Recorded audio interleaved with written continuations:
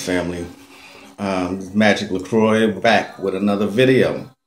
And today what I want to talk about is love and lust. Some people seem to confuse the two.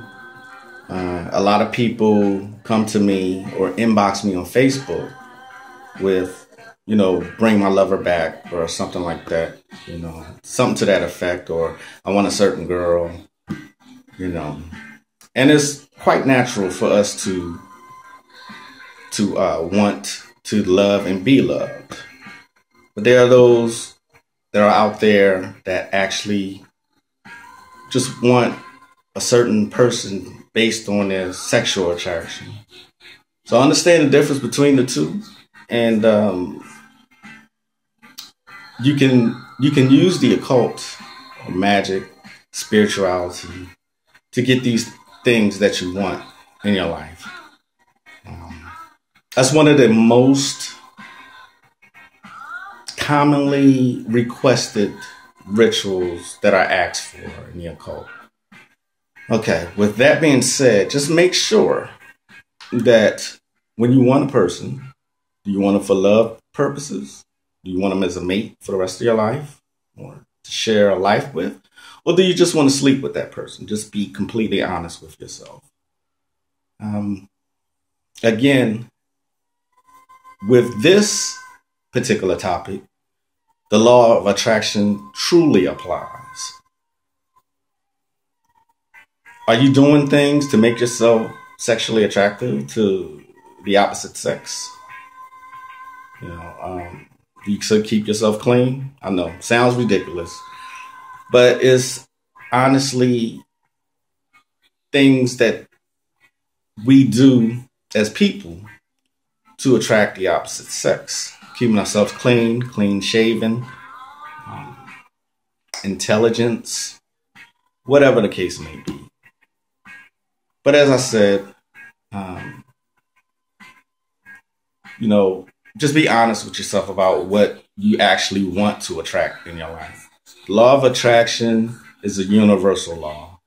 So when you want to use occult work to attract certain energies, certain people into your life, there are a couple different things that you can do. You can go into ritual to do work, inscribe, let's say it's for lust. If you want to attract if you want to sleep with a different person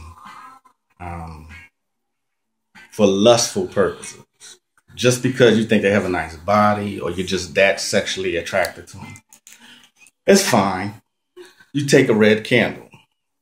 Red is the color of passion and is your root chakra, your most base desires. You can go to your ritual space. You inscribe their name on here, and you pretty much give the candle instructions. You can write symbols of love. You can write hearts, and you can write on a piece of red construction paper your desires as well. You anoint both the candle and the paper with some kind of attraction oil. You can use attraction incense as well. And you meditate on your desires. You meditate on the candle.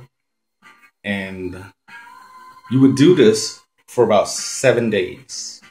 In every ritual that I give out, I always say 7 days.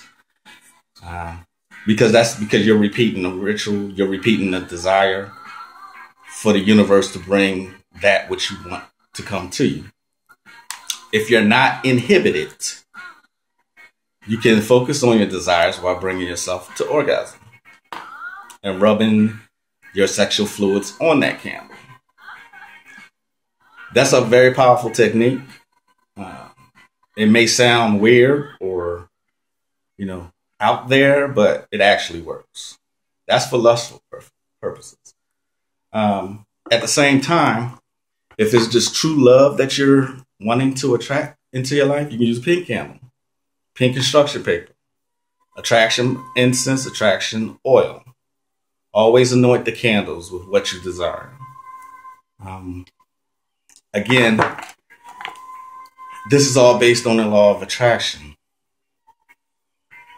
You can use rose water, which is very powerful water, magical water. You can anoint yourself with it. You can take a bath in it. Also, rose quartz crystal. That's more geared towards love because it's pink in color. Pink is the color of love. Red is the color of lust. Okay. I'm a firm believer in do as thou will. And I don't like to preach to people. I believe adults should do whatever they want to get whatever they desire. A lot of people use lust rituals and then subsequently they use binding spells. Now, binding spells usually, and this is not a warning, I don't believe in giving, well, I do give warnings, but a lot of people don't listen. But like I said, I'm a firm believer in do as thou will. You can bind someone to you. Just know that if you bind someone to you and they really don't love you or want you, they're still going to come to you. They're not going to know why, but their soul knows, their spirit knows that they don't want to be with you. But they are under a spell. So it'll be like, I can't leave this person alone. I don't know why. Okay. That's usually when a binding happens. And the reason I say this is because a woman came to me one time and she wanted her lover back. She wanted her boyfriend back. He left her for her sister. And she was very hurt by this. And she kept asking me for a spell to bring him back. I said, I can bring him back to you, but it may not be in the way that you want. And she said, I don't care. I want him to feel she was really hurt. And I felt really bad for the sister. But I said, if this man left you and don't want you and made it clear that he don't want you, you might want to just deal with the hurt. Time heals all wounds. Let him move on. You move on. You'll find someone. She kept saying, no, I want him to feel without it. She wanted revenge. She did this for about a month. And I finally gave in. I told her, do you have any of his clothing that hasn't been washed? She said, yeah. She had his underwear that was still soiled. So I said, okay, go ahead. Bury those in the backyard. I said, but I've warned you several times. This might not end up well. She didn't care. She really didn't care. So she did what I told her and buried his drawers in the backyard. And he came back to her. It was a very simple ritual. But after about a week, she kicked him out. She wanted to hurt him. The moral of the story is he burned her house down trying to get back to her. Which is why I say binding spells are not always a good way to go. I mean, people do it all the time. Another way you can bind someone to you after sex, you take a rag, you clean them up. You go put that rag, you don't wash it. You put that rag in a jar, put it in a discreet place. Guarantee that will work. But my point is that if someone really doesn't want to be with you, it's usually your best bet to just let them go. You can do everything you want. You will have to continue to repeat these kind of spells. The time frame for a lust or binding spell usually around 2 months, 2 to 3 months. Then you have to repeat it. So I said that to let you know that you can achieve your goals here, but you have to keep putting energy into it. You just don't want that. You can be putting your energy into doing something else or finding someone else. You can carry around a rose quartz crystal if you're trying to attract love. But you can also make a mojo bag or a Grisi bag in the hoodoo tradition. My good friend Denise Alvarado has several great books on hoodoo techniques, what it is, and then it actually is New Orleans folk magic. She explains it a lot better than I can because she is from New Orleans. She was born and raised in this tradition. So Denise Alvarado, check her books out. Okay. If you say you did that lust spell that I gave earlier, you wrote your intentions, you wrote that person's name, you anointed this with not just the attraction oil, but also your sexual fluids. Your sexual fluids is pretty much your DNA. And you putting your DNA out into the universe, it works wonders. I guarantee it.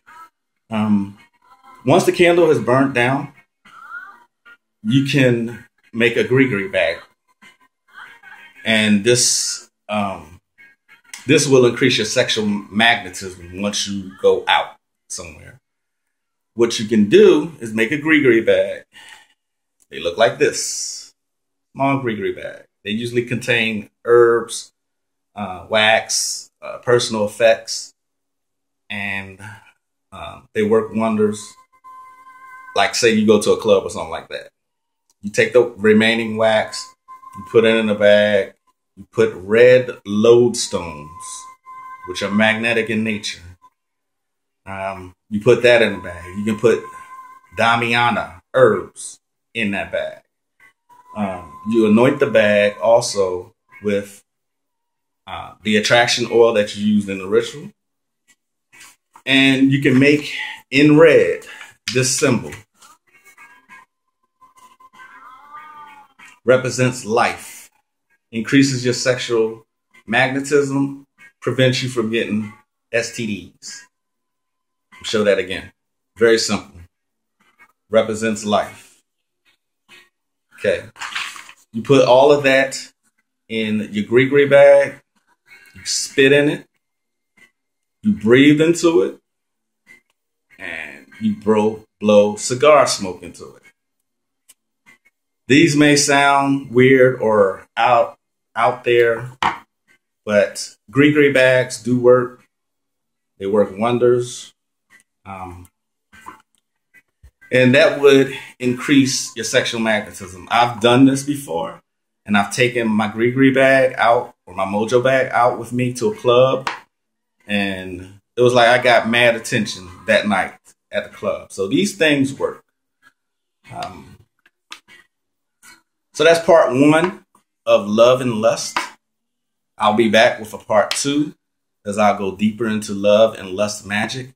And I'll give out more rituals that you can do to bring either love or lust into your life. So with that, I say peace out, family. Magick La Croix signing out. Peace.